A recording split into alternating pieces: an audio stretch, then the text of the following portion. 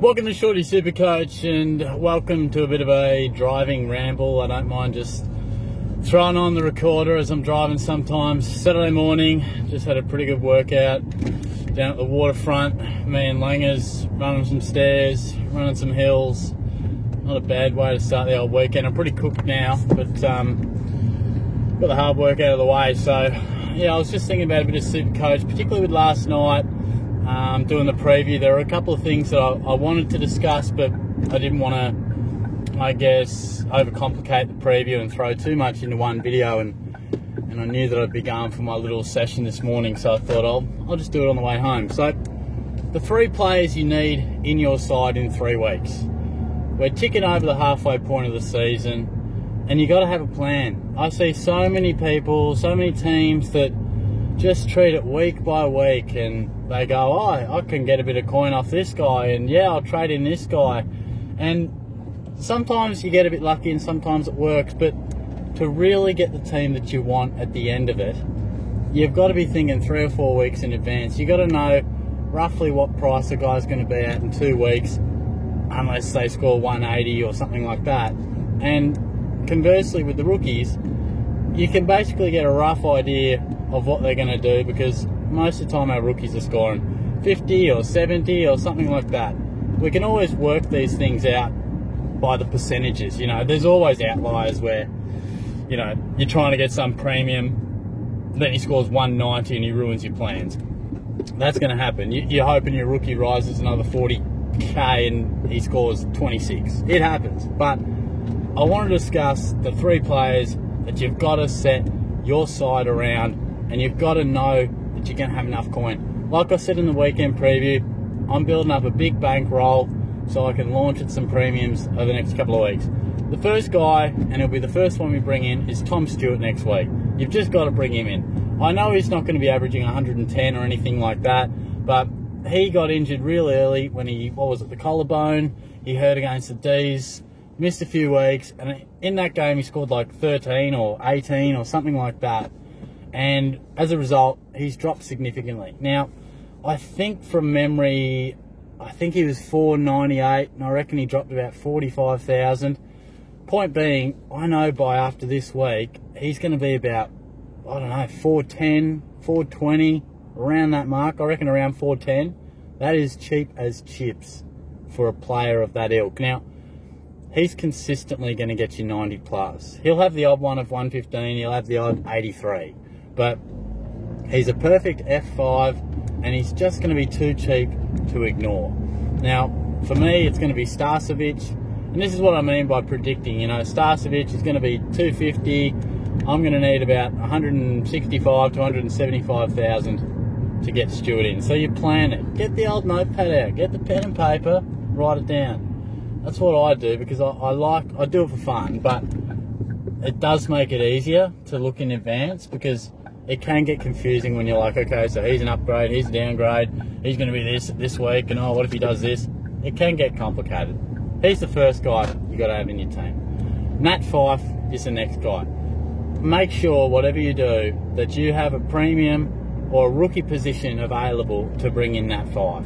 For me, it's going to be Marlon Pickett. Now, he's going to keep rising up. I think he's at 290 odd right now. He scored 100 coming off of 60. His break-even was like 8. I reckon by the end of this week, he could be like around 330k. And he's going to keep going up with that 100. Again, if he keeps going anywhere from 50 to 70, he's going to 360 at least, I reckon. And Fyfe, I think he's at like 640 right now. He's got a break-even of like 200. When he comes back, which might not be against the Pies, but it'll be soon, we're going to get 2 price drops from him. And I wouldn't be surprised to see Fyfe around the 560, 570 mark. Again, he could go nuts and really hurt us with a massive score, but I reckon we can safely set aside 200,000 to bring him in. At least that's what I'm thinking. Pickett to Fyfe is definitely going to happen, and I think, you know, he won't be cheap as chips like a Stewart, but he's going to be super cheap, because he scored like that 71 and an 84. Some of that was involved with injury, some of that was involved with playing a lot of forward time because he flared it up again. So I think he's definitely a guy that you're going to have to bring into your side. The third guy, Zach Williams. I anticipate he's coming in to the Giants side this week. If we could get some goddamn teams, for fuck. Oh, just show me is anyone else getting annoyed about that? You're trying to plan your damn Supercoach side, and we're getting like drip fed 2 or 3 teams at a time.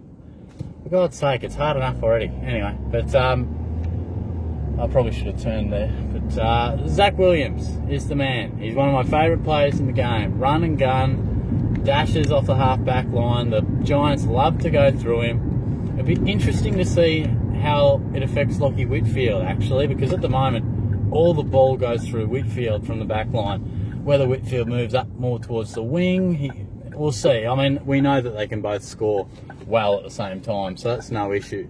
But I think Williams could be the cheapest of the lot because he didn't start the season red hot. He had a bit of an interrupted pre-season, and then he hurt, what was it? Did he hurt his shoulder or something? Hammy? No, I think it might have been a hammy. But he scored 77, and I reckon he went off around three-quarter time, either just before three-quarter time or just after.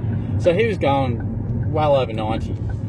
And I think that was against the Pies, and I was watching that game, and he looked really, really good. So I don't think there's any question marks over his ability. Very attacking player, but I can't remember exactly his price, but similar to Stewart, I think we can get Williams most likely around 400 to 420, which is going to be really, really good. And for me, it's going to be Andrew McPherson who'll be that trade. He's about 212 at the minute. He'll get 2 nice price rises because of his 90. And if Williams plays this week, then, you know, he'll drop in price over the next 2 and we'll make a nice little swap. So that's what I'm talking about. I'll probably need 110k or something like that for him. That's what I'm talking about. Plan it out. Your teams will be individual to your own circumstance, but, you know, plan it out, because so often you'll be like, oh yeah, I'll just get him then, and I'll get him then. And then the week comes and you go, hang on, I want to get like 3 blokes and I've got 2 trades and I need to do another downgrade, and all of a sudden you miss out on the opportunities. So make sure you plan it out and make sure you've got enough coin and just have a good think about it. Have a plan, put that baby in park.